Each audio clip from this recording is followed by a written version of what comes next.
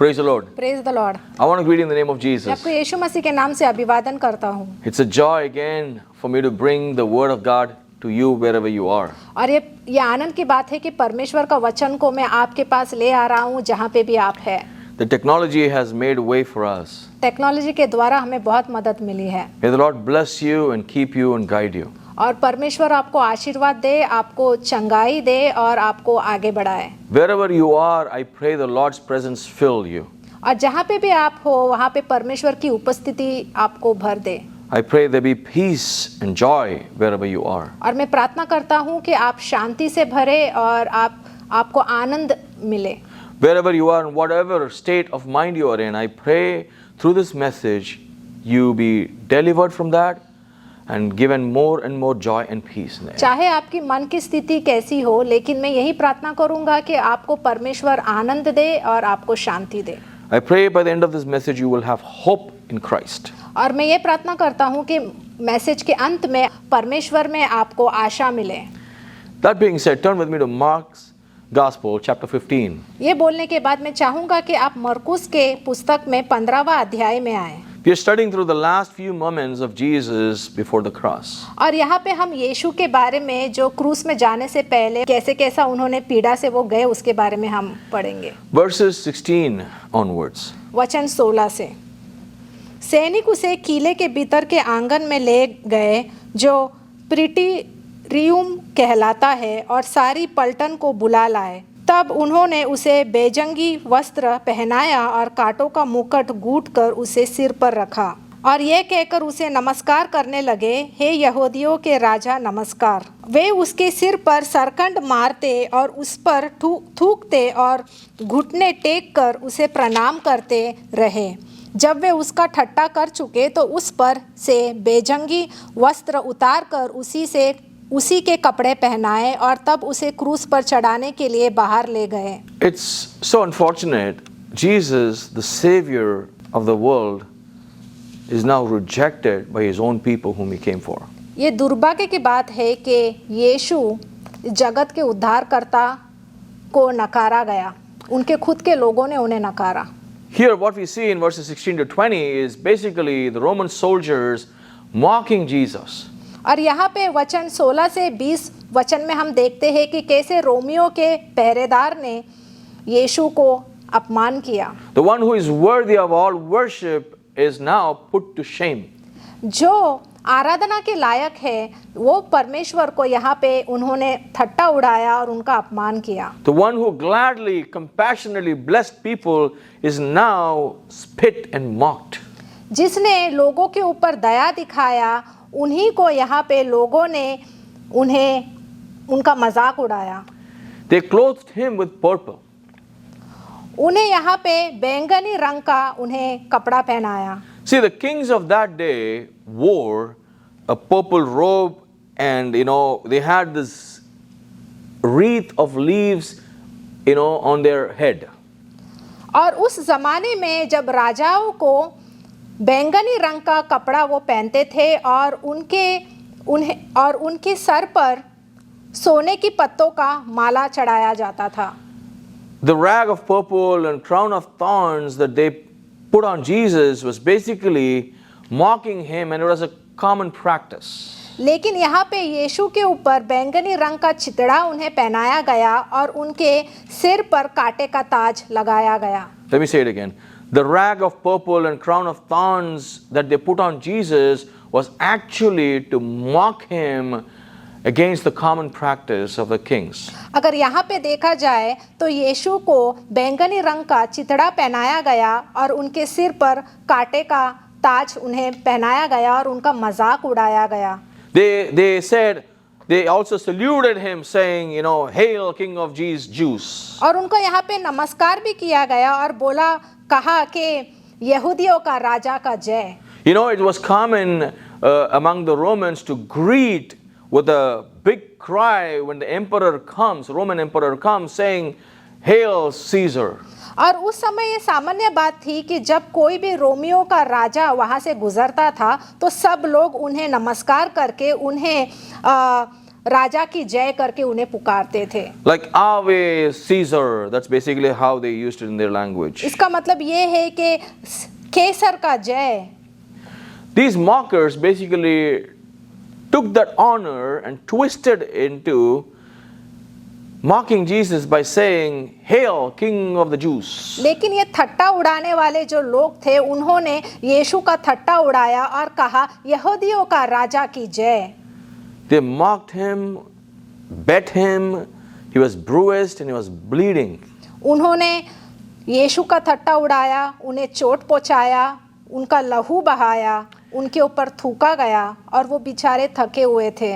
Probably just humiliating Jesus gave this Roman soldiers some kind of entertainment at this moment. और ये Romeo पहरेदारों को यहाँ पे एक एंटरटेनमेंट के लिए ये सब कुछ वो कर रहे थे। They didn't know what they were doing. और उन्हें मालूम नहीं था कि वो क्या कर रहे And they हैं didn't know whom they were doing it to. और उन्हें ये भी नहीं मालूम था कि वो किसको ऐसा कर रहे हैं। They bowed their knee and all that, but then the truth is they're bowing their knee not as a standard of respect for a king, but to mock him. वो घुटने को भी झुकाकर वहाँ पे जैसे राजा को आधार देते हैं वैसे यहाँ पे उन्होंने यीशु को आधार नहीं दिया लेकिन यहाँ पे उनको अपमान किया। They mocked him, they spat on him, they actually instead of, when somebody who's of respect and honor come, people kiss his hand and show respect, but here what they want to do in return of that is to spit on Jesus.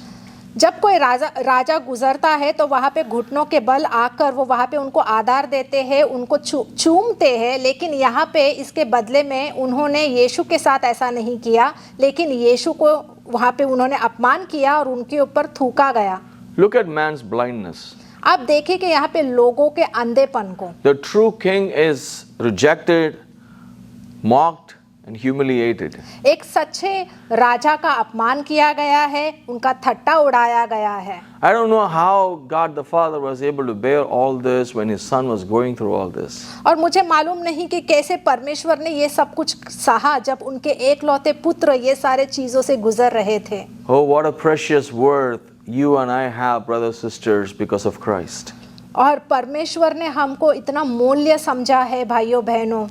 Our life meant so much that it mattered to God that he even put his only begotten son Jesus Christ through this. हमारा जीवन परमेश्वर के लिए इतना मूल्य है, इसके कारण उन्होंने अपने एकलौते पुत्र को हमारे लिए भेजा, हमारे पापों के लिए भेजा ताकि आपको और हमें बचाया जा सके। If anybody would say God doesn't love me, that's a lie and he's a fool. अगर कोई भी ऐसा कहता है कि परमेश्वर मुझसे प्रेम नहीं करता तो वो झूठ बोल रहा है और वो मूर्ख है। The Father loves you.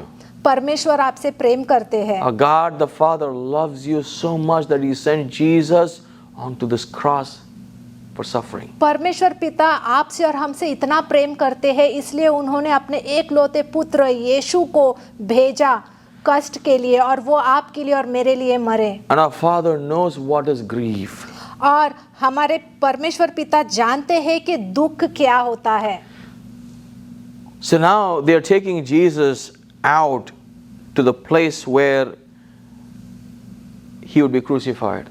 और अभी यहाँ पे ये लोग यीशु को ऐसी जगह ले जाते हैं जहाँ पे उनको क्रूस पर चढ़ाया In जाएगा। fact, this is exactly the procession that Jesus talked to his own disciples, saying, if anybody wants to be my disciple, let him deny himself, take up his cross and follow me. We can read that in Mark chapter 8 verse 34. और इसके बारे में हम मरकुस का 8वां अध्याय में 34वां वचन में हम पढ़ सकते हैं जहाँ पे उसने भीड़ को अपने चेलों समेत पास बुलाकर उनसे कहा, जो कोई मेरे पीछे आना चाहे वो अपने आप को इनकार करे और अपना क्रूस उठाकर मेरे पीछे हो ले।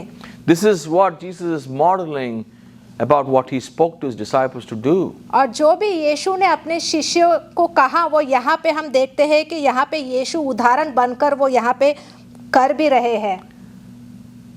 They led him to the place where he was to be crucified. और वो उन्हें उस जगह पे ले गए जहाँ पे उनको क्रूस पर वो चढ़ाने वाले थे। Verses 21 to 23.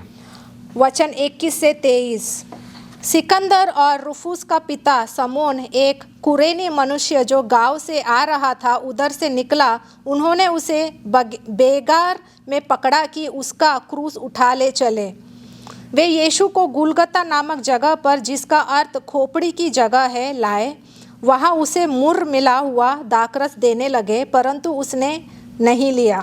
So now they are just taking Jesus and making him bear the cross. And Jesus was not able to do it, so they actually catch hold of a man called Simon and make him bear, and help Jesus the cross. और यहाँ पे हम देखते हैं कि यीशु को क्रूस की तरफ ले जा रहे थे, और क्योंकि यीशु इतने थके हुए थे कि वो क्रूस नहीं उठा पा रहे थे, जिसके कारण वो एक व्यक्ति को ले आए जिसका नाम सिमोन है, और उसने मदद की क्रूस को उठाने के लिए। So everyone who's sentenced for crucifixion generally had to carry their own cross, that beam of wood they would carry, on which they would hang upon, and they have to walk to the place of crucifixion.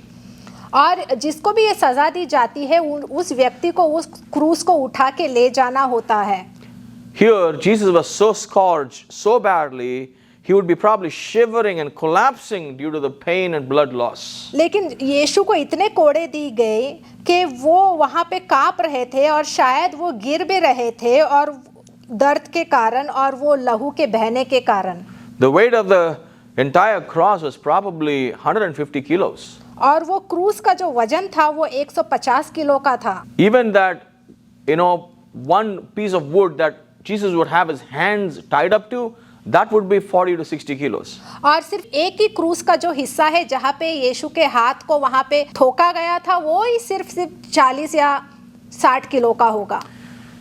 See, it is also possible that they stripped Jesus naked while he was actually walking to Golgotha.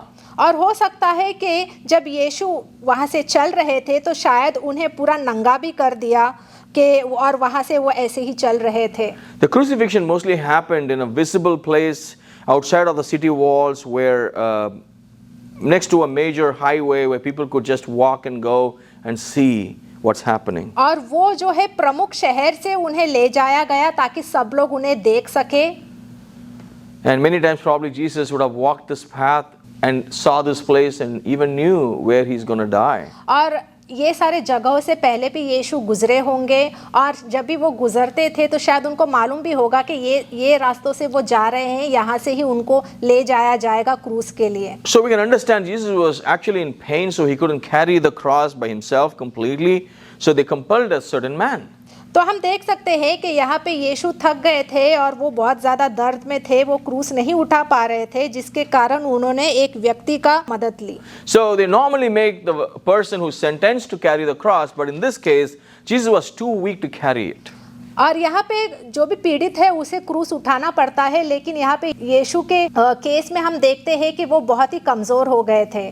So they preferred to keep the person alive, that is Jesus. They wanted him to be alive until he is crucified. और इसलिए वो चाहते थे, जो Romeo के पहरेदार है, जो रोमियो लोग हैं, वो चाहते थे कि यीशु जीवित रहे ताकि वो क्रूस में जाके वो मरे। इसके कारण उन्होंने किसी व्यक्ति की सहायक ली। Because the sentence is for him to be crucified, so they have to fulfill the crucifixion. और यहाँ पे उन्हें मृत्यु दंड दी गई थी कि वो क्रूस पे उन्हें मार दिया जाएगा, इसके कारण। So he should not die on the way, right? So they have to really take him there. इसलिए रास्ते में वो मर नहीं जाना चाहिए, इसके कारण वो वहाँ पे उन्हें ले जाया गया। And a Roman would not help and carry. They would not be able to call a Roman to do that. और वो किसी रोमियो का मदद यहाँ पे नहीं लेंगे, क्योंकि रोमियो को ये सब कुछ करना इनकार है। And a Jew, if they call to carry this, then there'll be a big uproar and there'll be another political issue. और यहूदियों के लिए, यहूदी भी ये क्रूस को नहीं उठा सकते, क्योंकि अगर वो यीशु की मदद करेंगे तो शायद वहाँ पे गुस्सा फैल सकता है। So they chose a stranger called Simon from Cyrene. Cyrene is in North Africa. इसलिए उन्होंने एक अजनबी व्यक्ति जिसका नाम सिमोन है, जो उत्तर अफ्रीका से थे, उनका मदद लिया। So Simon probably was a pilgrim who just came there for the festival season, yet he had no choice, and the Romans compelled him to do it. और सिमोन है वो तीर्थयात्री था, शायद वो पर्व मनाने के लिए वहाँ पे आया था और उसके पास और कोई चुनाव नहीं था, और रोमियो ने उसे जबरदस्ती की ये करने के लिए। I'm amazed by the opportunity Simon had. ये बहुत ही दिलचस्प बात है कि यहाँ पे सिमोन के पास एक अवसर दिया गया था। Simon might not have intended, but it probably was the most special and memorable moment of his life. लेकिन सिमोन ने कभी ये सोचा नहीं था कि उसको ये दिया जाएगा, लेकिन ये सिमोन के जीवन का एक बहुत ही यादगार समय था, क्षण था। One side we saw Simon, another guy, who is Peter, who denied Jesus 3 times. एक जगह पे हम देखते हैं सिमोन जो पतरस है, जिसने यीशु को 3 बार नकारा। And here we see a Simon who was privileged enough to carry the cross along with Jesus and help him. और दूसरे जगह पे हम यहाँ पे सिमोन को देखते हैं जिनको अवसर दिया गया यीशु का क्रूस को उठाने के लिए। It is also mentioned here that he was the father of Rufus. और यहाँ पे ये भी कहा गया है कि वो रूफुस का पिता था। It means that maybe Simon in his later days or after this incident accepted Jesus and started following him, and his children were members of the church in Rome, and probably one of his sons names was Rufus. हो सकता है कि यीशु की मदद करने के बाद उसके बाद वो क्रिस्ती बना हो और उसके जो बच्चे हैं वो रोमी के चर्च में वो जाते थे और उसमें से एक बच्चे का नाम रूफुस होगा। So they brought him to the place. They brought Jesus to the place Golgotha. तो हम देखते हैं कि यहाँ पे वो यीशु को गोलगत्ता के स्थान पर ले आए। Jesus could hardly walk, so they had to bring him to Golgotha. और यीशु चल नहीं पा रहे थे और इसके कारण उन्हें किसी ना किसी तरह वो गोलगत्ता लेकर आए। The place Golgotha actually is a place right outside of the city walls of Jerusalem where people were regularly crucified. और ये एक ऐसा जगह है जो यरूशलेम के शहर के बाहर है और इसी जगह पर लोगों को जो भी पीड़ित है उन्हें यहाँ पे क्रूस पर वो चढ़ाते थे। This is the place where Jesus died for our sins, where our salvation was sealed and established. और यही वो जगह है जहाँ पे यीशु हमारे पापों के लिए मरे, जहाँ पे हमें उद्धार मिला। Golgotha means place of skull. गोलगत्ता का मतलब है खोपड़ी की जगह। It was the place where criminals were crucified. ये ऐसी जगह थी जहाँ पे अपराधियों को क्रूस पर वो चढ़ाते थे। Jesus went to the place and possessed victory and took over our salvation and won on the cross for us. और यीशु उस जगह पर गए और उन्होंने जीत हासिल की आपके लिए और मेरे लिए, और पापों पर उन्होंने विजय हासिल की ताकि आपको और मुझे उद्धार मिल सके। Then they gave him wine mingled with myrrh to drink, but he did not take it. वहाँ उसे मुर मिला हुआ दाखरस देने लगे, परंतु उसने नहीं लिया। Jesus refused to take this because it's more like a drug they would give to numb the pain of his suffering. और यीशु ने इसे नहीं लिया क्योंकि उस ज़माने में ये इसलिए दिया जाता था ताकि उनको दर्द ना हो सके, लेकिन यीशु ने इससे लेने से मना किया। Like anesthesia. एक ड्रग की तरह था, जैसे हम एनेस्थेशिया बोलते हैं। So he chose to face the agony of the cross with a clear mind and without any medication.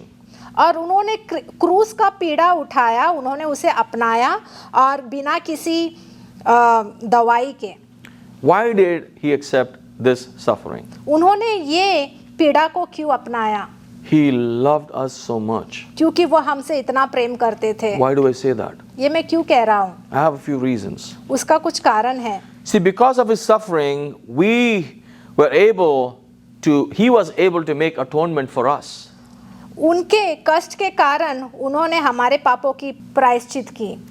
Because of his obedient suffering, we, the ungodly, the disobedient, receive salvation through faith on him.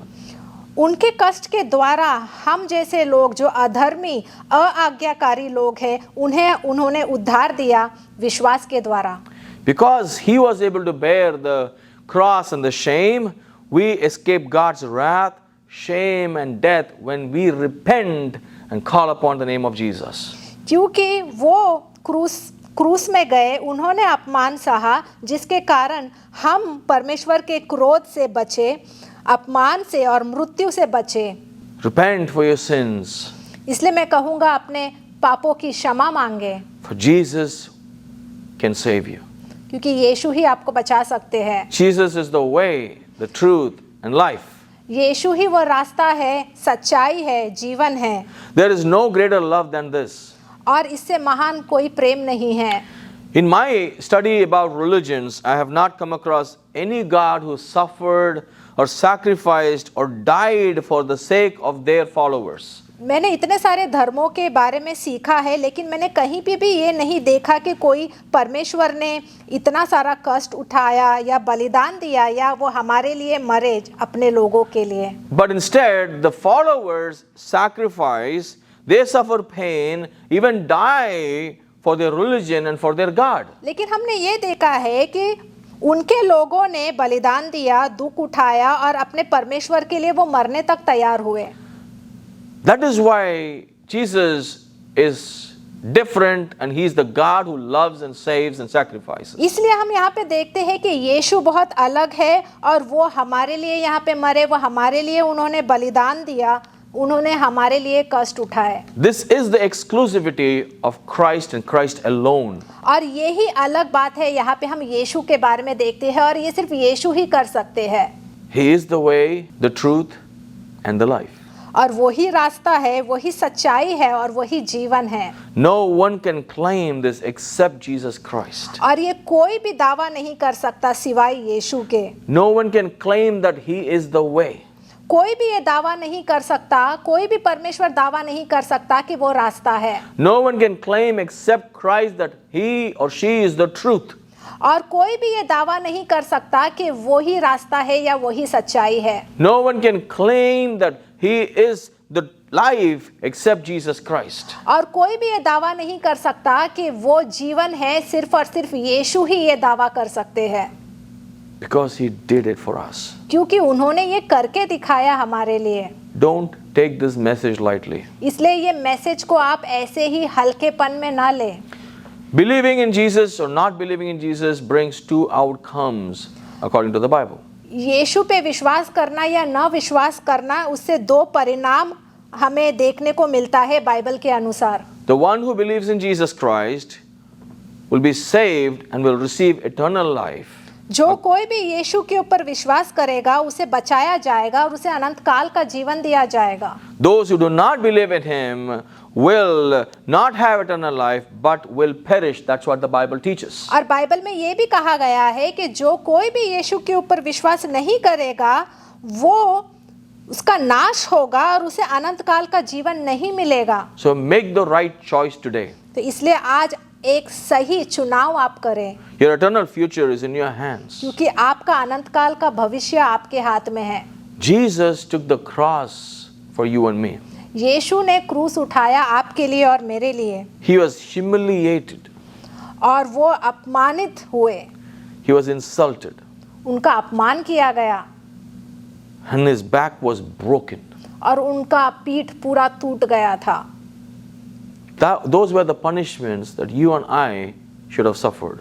और वो इस तरीके का सजा आपको और हमें भुगतना चाहिए था, Because our sins are so many. क्योंकि हमारे इतने सारे पाप है। Every individual, you or me or anybody who's gathered here, every one of our sins are so many that if our punishment was just even one slap for every sin, we wouldn't be able to pay the entire price for all our sins in our lifetime. और यहाँ पे एक हर एक व्यक्ति के पाप को यीशु ने उठाया। अगर हमने हमारे जीवन में हमने इतने सारे पाप किए हैं, अगर हमें उसका एक थप्पड़ भी दिया जाएगा तो वो शायद काफ़ी नहीं रहेगा। इतना सारा थप्पड़ हमें हर एक पाप के लिए खाना पड़े तो आप सोचें कि हमने कितना पाप किया है, और वो सब कुछ यीशु ने भुगता है और यीशु ने आपके लिए और मेरे लिए वो सब कुछ कर्ज चुकाया। Not just one person's, everyone's sin was laid upon him. सिर्फ एक ही व्यक्ति का पाप नहीं, लेकिन सब लोगों का पाप को यीशु ने उठाया।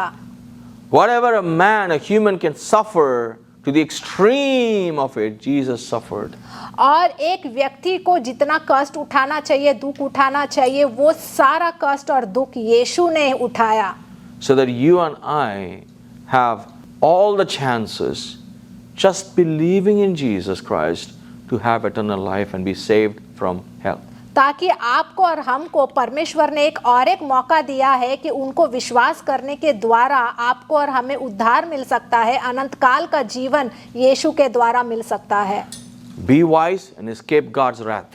इसलिए मैं कहूँगा कि आप बुद्धिमानी से चले और परमेश्वर के गुस्से से, क्रोध से आप बचे। But God loves you. परमेश्वर आपसे प्रेम करते हैं, That's why He sent Jesus. इसलिए उन्होंने यीशु को भेजा। Believe in Him. उनके ऊपर विश्वास करें। Let's pray. हम प्रार्थना करेंगे। Father, I just lift up my brothers and sisters to you and ask you, Lord, this moment, I draw them to you and bring their attention to you. I pray you speak to your people in their hearts.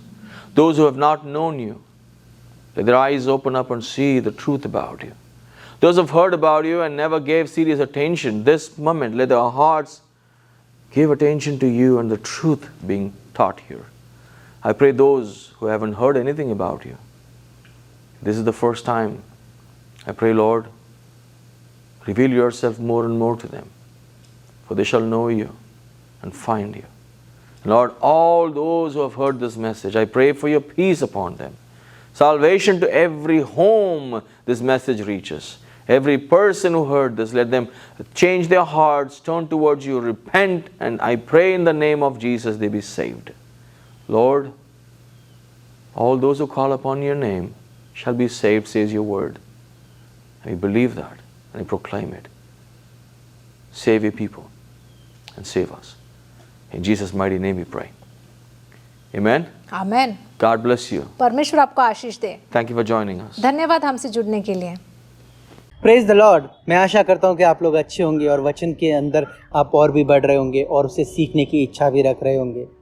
लेकिन मैं आपको एक और बात बता देना चाहता हूँ, अगर आप इस वचन को और भी गहराई से समझना चाहते हैं और खुद पढ़ना चाहते हैं तो मैं आपको बता दूं कि हमारा एक ऑनलाइन सेमिनार होने वाला है। और अगर आप पास्टर जोस के सिखाने के तरीके से आकर्षित हुए हैं तो मैं आपको न्योता देता हूं कि आप दिए गए नंबर पर कॉल कीजिए या फिर व्हाट्सएप कीजिए। हम आपको एक लिंक देंगे, आप उस फॉर्म को फिल कीजिए और जैसे भी डेट होगा सेमिनार का आपको बता दिया जाएगा। तो आप और भी गहराई से वचन को सीख पाएंगे और अपने आप वचन का अध्ययन कर पाएंगे। सुनने में कितना आकर्षित लग रहा है, सही है कि नहीं? तो आप बिल्कुल वेट मत कीजिए, कॉल कीजिए, हमें व्हाट्सएप कीजिए और जल्द से जल्द रजिस्ट्रेशन कीजिए। आते हैं और परमेश्वर आपको जो सिखाना चाहता है उसके लिए देरी मत कीजिए। परमेश्वर का वचन कहता है, दो तो तुम्हें दिया जाएगा। आज मैं आशा करता हूं कि आप इस सेवकाई के द्वारा आशीषित हुए होंगे। अगर आप हमारी सेवकाई में किसी भी तरीके से मदद करना चाहते हैं तो इस दिए गए डिटेल पर आप अपनी मदद हमें भेज सकते हैं। शुक्रिया।